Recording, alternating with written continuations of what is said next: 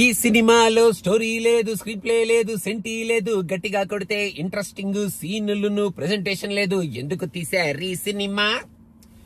Raviteja 75th cinema అంటే ఇప్పుడే మన జాతర చేసుకొని వచ్చారనమాట థియేటర్ లో. అసలు జాతర అని ఎందుకు పేరు చెప్పారో, ఈ సినిమాకి ఎందుకు పెట్టారో నాకు అర్థం కాలేదనమాట. సినిమా చూసిన తర్వాత ఈ జాతర అనేది సినిమా చూడని వాళ్ళు చేసుకునే జాతర అనమాట. సినిమా చూసిన వాళ్ళకి ఇది ఉక్కు పాతర అనేటట్టు అనిపించి ఆ థియేటర్ లోంచి బయటికి వచ్చేసాను అనమాట. ఇంకా గట్టిగా చెప్పాలంటే ఇది మాస్ జాతర కాదు, ఒక రొటీన్ మోతర.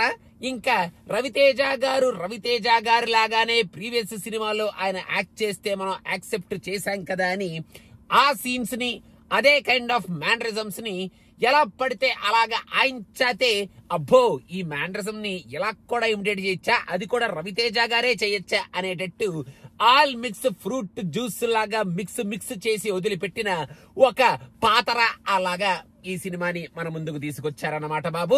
ఈ సినిమా ఫస్ట్ హాఫ్ లో ఆ ఎస్టాబ్లిష్మెంట్లు అవి అయిపోయిన తర్వాత అసలు ఈ స్టోరీ ఏంటో, అసలు ఎందుకు జరుగుతుందో, అసలు ఇంతేనా ఈ సినిమాలో స్టోరీ అనుకునే లోపల తాత మనవడి సెంటిమెంట్ అని చెప్పి అక్కడ అదేదో కామెడీ అన్నట్టు ఆ డైలాగులు, ఆ డైలాగ్ ఎక్స్చేంజ్లు, మన రాజేంద్ర ప్రసాద్ గారు మనం ఇంతవరకు ఆయన్ని కనీ విని ఎరగని ఒక రోల్లో చూస్తాం అని ఎక్స్పెక్ట్ చేయని ఒక రోల్లో ఆయన కనపడి మనకి రాజేంద్ర ప్రసాద్ గారు ప్లీజ్ అండి, మీరు యాక్ట్ చేయకపోయినా మేమేం ఫీల్ అవ్వం, కానీ ఇలాంటి రోల్స్ లో యాక్ట్ చేస్తే మాత్రం మేము చాలా ఫీల్ అవ్వాల్సి వస్తుంది అనేటట్టు ఆయన చేత కామెడీ అనుకొని అక్కడ జాతర చేశారనమాట. జాతర ఆయన క్యారెక్టర్ లో.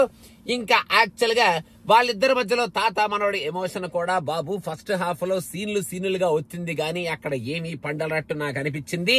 మన నవీన్ చంద్ర శివుడు అని చెప్పి గట్టిగా అరుచుకుంటూ ఫస్ట్ నుంచి లాస్ట్ వరకు తిరుగుతూనే ఉంటాడు, కానీ అరిచిన ప్రతిసారి మన రవితేజ గారి చేతిలో జాతర చేయించుకొని వెళ్ళిపోతూ ఉంటాడే తప్ప ఆ క్యారెక్టర్ లో ఒక సూపర్ స్టన్నింగ్ స్కోప్ కానీ, అసలు వాట్ ఏ స్టన్నింగ్ విలన్ అన్న కైండ్ ఆఫ్ ఆ సీరియస్నెస్ కానీ, ఒక ఇంటెన్షన్ కానీ ఏమీ కనపడలేదన్నమాట. హీరో చేత పిచ్చి కొట్టించుకొని సినిమాను ముందుకు తీసుకెళ్లడానికి ఒక విలన్ అనేవాడు ఒకడు ఉండాలి, కాబట్టి ఈయన చేత జాతర చేయించారు ఫస్ట్ నుంచి లాస్ట్ వరకు అనేటట్టు ఈయన అలా ఆ క్యారెక్టర్ లో శివుడు అని అరుచుకుంటూ అలా తిరుగుతూ ఉంటాడు తప్ప ఈయన వల్ల ఈ సినిమాకి ఎక్స్ట్రాగా యాడ్ అయిన ఒక ఎలిమెంట్ ఉంది ఈ విలన్ క్యారెక్టరైజేషన్ వల్ల అని నాకైతే అనిపించలేదు నాయన. ఇంకా మన హీరోయిన్ శ్రీలీల గారి క్యారెక్టర్ అయితే what a wonderful character, what a wonderful jathara from the first till the end.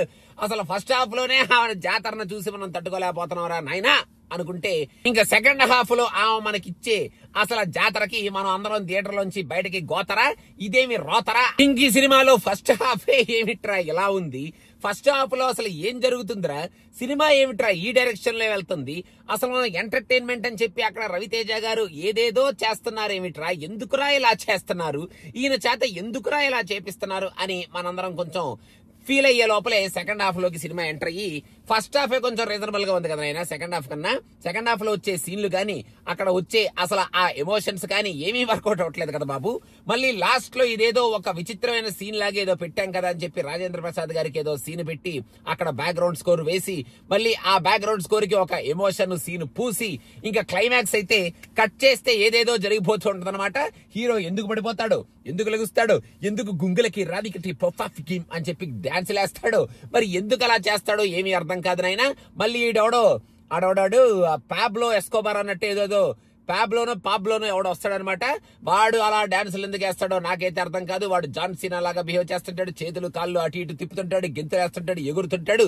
చివరికి మన జాతర చేయించుకొని ఆడి క్యారెక్టర్ అలా ఎండ్ అయిపోద్ది అనమాట. I don't know why that Patro అనుకుంటా ఆయన పేరు, పాత్రో. ఆయన భూమిలో పాత్ర అనమాట. సినిమాలో చాలా తక్కువ సేపు ఉంటాడు. ఆయన క్యారెక్టర్ కూడా ఎందుకు పెట్టారో నాకైతే అర్థం కాలేదు. ఇంకా ఓవరాల్ గా మన భీమ్స్ గారు కూడా ఒకదానికి ఇంకో దానికి సంబంధం లేకుండా కొట్టి వదిలేస్తున్నాను బ్యాక్గ్రౌండ్ స్కోర్ అన్నట్టు ఈ సినిమాలో ఫస్ట్ నుంచి లాస్ట్ వరకు బ్యాక్గ్రౌండ్ స్కోర్ ఏదేదో కొట్టినట్టు నాకు అనిపించింది. కానీ ఒక మంచి సీన్ కి ఒక సూపర్ ఫెంటాస్టిక్ బ్యాక్గ్రౌండ్ పడింది కదా అన్నట్టు నాకు ఫస్ట్ నుంచి లాస్ట్ వరకు ఏ సీన్ కి అబ్బా ఈ సీన్ కి గూస్ బంప్స్ కదరా బ్యాక్గ్రౌండ్ కి అన్న కైండ్ ఆఫ్ ఫీలింగ్ కలగలేదు.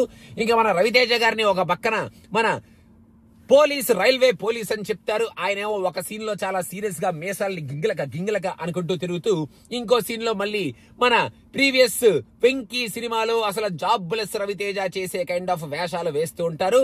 అసలు కంప్లీట్ గా అక్కడ అవుట్ ఆఫ్ సింక్ అయిపోయినట్టు నాకైతే అనిపించింది.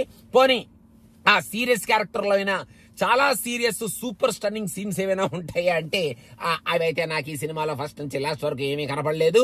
మన వాళ్ళు ఏదో స్లాంగ్, డిఫరెంట్ స్లాంగ్ ఏదో పెట్టి ఆ స్లాంగ్ లో రవితేజ గారి చేత ఏదో డైలాగులు చెప్పించి అరిపించి చేపించి ఏదో చేయడానికి ట్రై చేశారని అయినా అది నాకైతే వర్కౌట్ అయినట్టు అనిపించలేదు. మన రవితేజ గారు కూడా ఇలాంటి క్యారెక్టర్లు ఎందుకు ట్రై చేస్తున్నారో, ఎందుకు ఒప్పిస్తున్నారో రవితేజ గారిని ఇలాంటి క్యారెక్టర్లు చేయడానికి, అండ్ మనం ఎందుకు యాక్సెప్ట్ చేస్తున్నాం రవితేజ గారు ఇలాంటి క్యారెక్టర్లు చేస్తుంటే అనేది నాకు కూడా అర్థం కాని ఒక పెద్ద ఫ్యాక్టర్ అనమాట. ఇన్ ద నేమ్ ఆఫ్ ఆ రొటీన్ కమర్షియల్ సినిమా అని ఇలాంటి సినిమాలు మన ముందుకు రావడానికి అదే రీజన్ ఏమో అని నాకు కొంచెం ఆ జాతరగా అనిపించింది సినిమా చూస్తుంటే. ఇంకా ఓవరాల్ గా ఈ సినిమా గురించి చాలా సింపుల్ గా చెప్పాలంటే, మేము రవితేజ గారిని ఇలాగే చూస్తాం, ఇలాగే చూడాలనుకుంటున్నాం. ఆయన మాకు ఎంత రొటీన్ గా అంటే అసలు ఎంత ఎంత ఎంత రొటీన్ గా చేస్తే అంత మాకు ఇష్టం. ఆయన ఇలాగే చెయ్యాలి, ఇలా చేస్తేనే కమర్షియల్ సినిమా నిలబడుతుంది, ఇదే కమర్షియల్ సినిమా అని అనుకునే వాళ్ళు ఈ సినిమాకి వెళ్ళి జాతర చేసుకోండి బాబు. So okay, sorry to say, ఇంకా ఇది ఆ జాతర కాదు బాబు, ఆ గోతర అనమాట. థియేటర్ లోంచి బయటకి యాజ్ సూన్ యాజ్ గోతర అనమాట. ఇంకా ఏమి చెప్పలేము. Thank you so much, very much. Please do subscribe to cinema పిచ్చా.